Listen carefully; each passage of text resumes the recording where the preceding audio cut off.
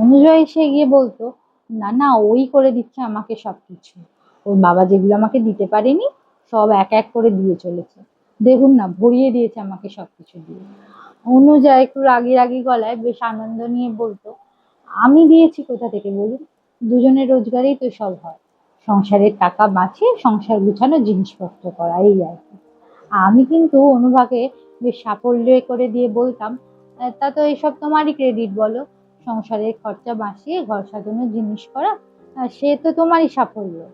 সে বেশ হাসতো সাফল্যের হাসি, কিন্তু ওরই মধ্যে আমি কোথাও একটা আলতো করে চিলতে একটা দুঃখ অনুভব করতাম তারই কথার মধ্যে। আমি বলতাম বা বলেছিলাম, কি এখন আর বাকি আছে তোমার চাহিদা, আবার কি চাই তোমার? অনুযায়ী গিয়ে এসে বলতো, এখন তার চাহিদা হয়েছে একটা দোলনা খাটের আর একটা প্যারাম্বুলেটারে। অনুভাই রেগে মেগে ঘর থেকে বেরিয়ে যেত। এই হয়েছে আমাদের শেষ কথা।